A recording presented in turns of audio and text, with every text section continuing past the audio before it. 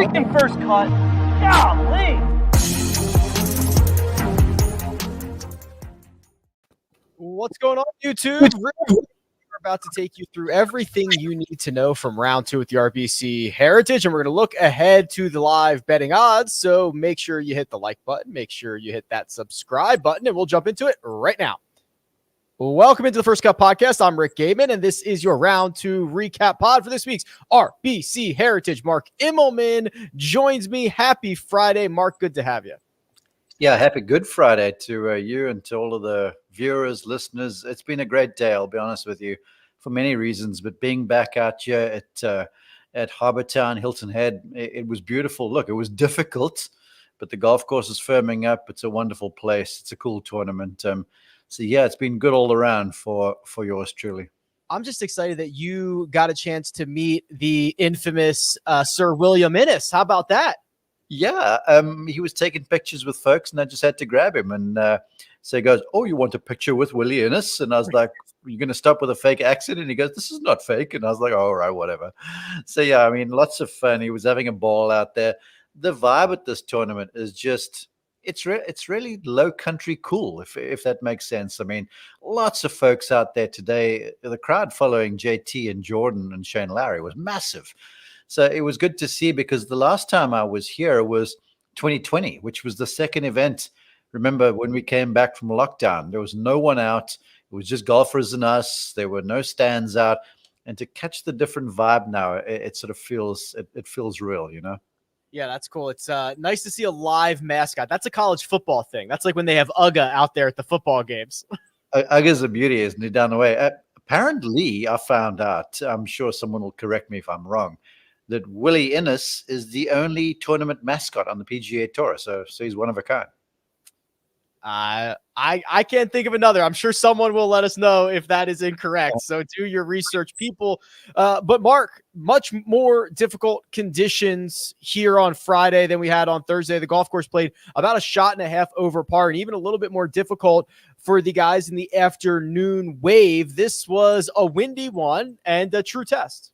It really was. Look, it's a pretty good test without the wind, because you've got to be so precise with where you place tee shots, where you put approach shots on these greens and such, and just any amount of wind sort of gets exacerbated on like 15 of the holes, because actually, no, I lie, probably 13 of them, because I would say 5 of the holes are exposed. You think of 18, 17, 16, then through the front side, you've got 5 and 6 where the wind sort of whistles through the corner there.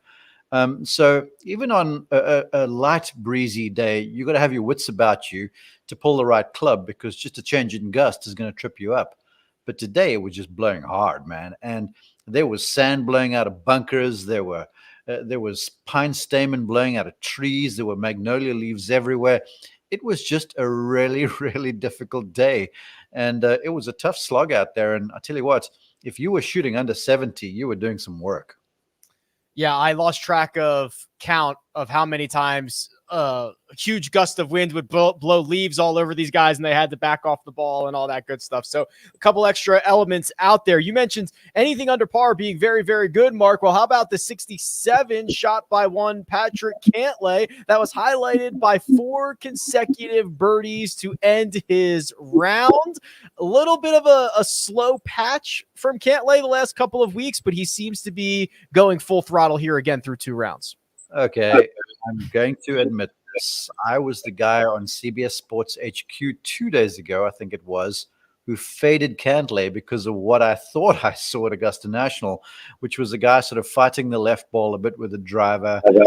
The putting stroke looked a little out of sequence, really. I mean, it was really long to short. The putts weren't starting on line, and I was unsure because of the form he was showing. But look at the guy now. I mean, he can't miss. Hit the ball so flush, put the ball exactly where he needed to, and ends up shooting what arguably, or certainly in my opinion, is the round of Friday.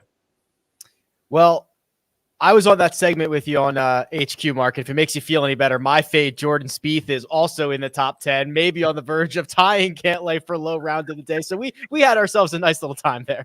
So here's the take. Certainly he's top Rick would say. Just go with the opposite, please. That's exactly right. How about so Patrick Cantlay 9 under par thanks to 66, 67 going into the weekend. That's 2 shots clear of Robert Streb. And Mark, I feel like we get a Streb sighting once every year, once every 18 months. Both his victories came at what is now the RSM Classic. So he's kind of at least in the general proximity to where he's had success on the PGA Tour. Well, here's the thing. The Sea Pines Resort down here, the same Sea Pines Resort down in St. Simon's Island, just down the way, some in Georgia. It's the same development company. It's the same sort of feel. Now, the Seaside course down in Sea Island is not a Pete Dye design, but it has a similar feel to it. You're up the coastline, this low country golf course. You've got the live oaks, you've got the longleaf pines, you've got the Spanish moss, you've got a golf course that sort of fits into the terrain between the Golden Isles and all of these marshlands very, very well. So as far as feels go, it's very much the same as the RSM Classic. The one thing they both have in common, another thing I should say, is that winds are prevalent. You're going to have to flat the ball down. And Streb is kind of like Daniel Berger in a way, where the golf ball's always flattened. And if he's unsure, he'll flatten off the trajectory. And he's just a gritty sort. And in these sorts of conditions, you're going to get the odd gust. You're going to get the odd situation where it didn't work out as planned. And the one thing about Streb, he's always very even keel. You'll never see him have a moment where he's mercurial and just loses his mind. So I certainly see a trend in the style of golf courses that Robert Streb plays well.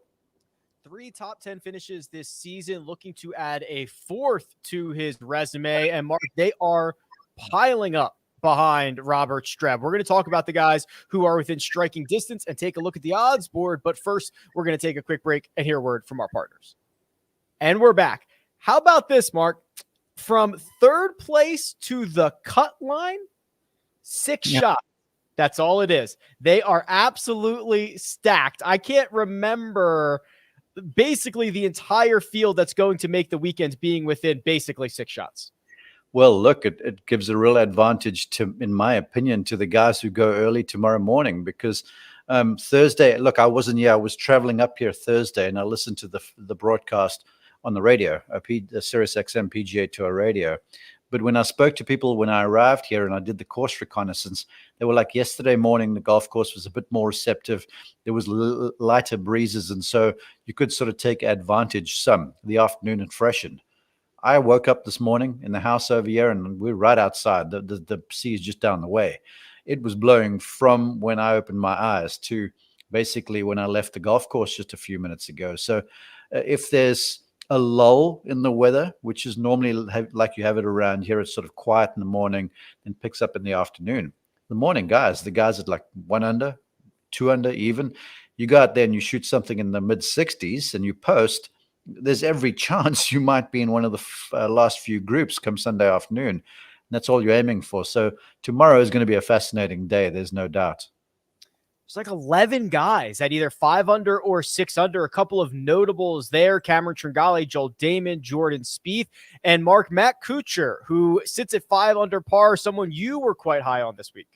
Yeah, well, I like I like Kuchar's game. He's won around here too, and I was alerted to the fact now that there is some rain coming in later tomorrow afternoon. Now, when I left the golf course, the forecast was for like 30-40% for storms. And when the storms come in, they're pretty much in and out. And then the weather gets suspended. So that can certainly have an influence on what goes on in the afternoon too. But right now I'm sort of banking with the way the place feels, because the humidity is very low. And typically when you have storms around you, it's because of high humidity. So I would think Kuchar, if it stays the way it is, the firmer golf course, the golf course that doesn't need you to hit the ball very long, the golf course that needs you to plot your way around there and make smart decisions and kind of take the rough and the smooth, that's sort of right up his alley. And when he won here, the wind was humping it on the final day. So I'm sure he'll be quite content. In fact, I believe all the chasers would be happy with some windy conditions tomorrow afternoon.